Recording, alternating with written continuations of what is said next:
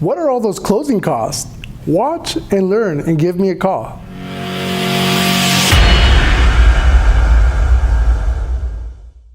Hey, this is Chris the Mortgage Pro. People ask me about closing costs.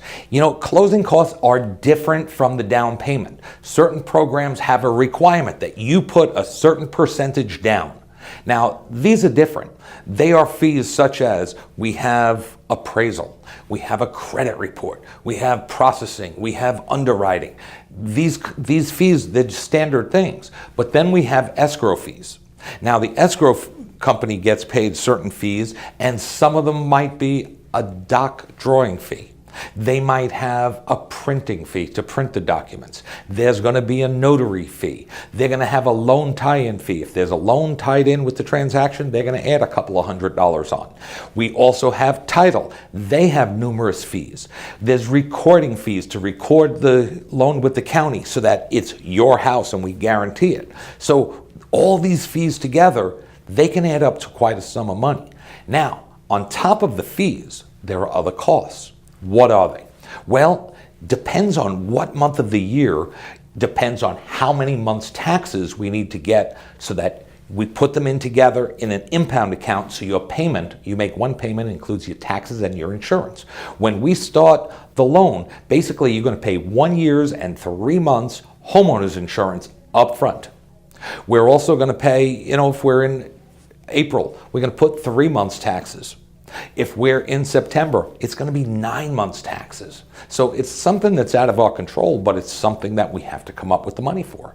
And depending on the loan amount, we'll also determine what are the fees from the title and the escrow company. If you're paying points, sometimes you pay points to buy the rate down to get a lower interest rate, or sometimes you have a low FICO score and we have to charge points. Those are also dependent on what is the size of the loan. So very common, $300,000 loan, $8,000, $7,000, could be $9,000 depending on the time of year. And how do we pay for those? Well, there's 3 ways usually that they could be paid for. Number 1 is you pay it. Most people say, I don't really want to pay it. Well, that's the reality. You can pay it, or we can ask the seller to pay it, or pay some. Very often, we'll ask the seller to pay $8,000 in closing costs. And the seller's going to come back and say, I'm not paying $8,000, but I'll help you out. I'll pay $4,000, or I'll pay $2,000. Now, in a very competitive market like today, when you make an offer on a house, we really don't want to ask for closing costs, because what are they going to do? Which offer are they going to accept? If you're offering $300,000, somebody else is offering $300,000, but you're asking for closing costs, they're going to get less. So like anybody else, they want the most money for their house. So when you buy, you got to consider that. Now, the third way to pay closing costs is if your credit is reasonably good, we can raise the interest rate up. And by doing that, we get what's called a lender credit. Example, if I raise on an FHA loan approximately 0.5% on the interest rate, I could usually get about 1.5% of the loan amount. So on a $300,000 loan, I've raised the interest rate 0.5%, I have $4,500 to lower your closing costs with.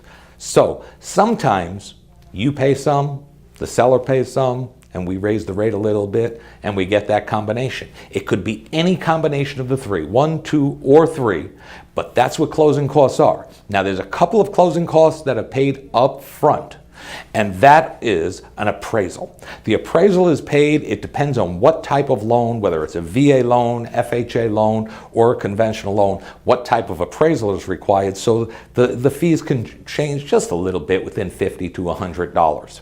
The other fees, we do not collect up front for credit report fees and those type of things, but sometimes we do have fees. For a VA loan, we have to have a termite report. But the good news about you, the vet, if you're a vet, you're not allowed to pay that, so we cover that for you too.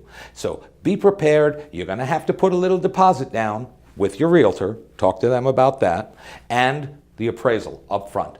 The rest, we usually work it out as we go. This is Chris Trapani, and I'm going to help you fire your landlord.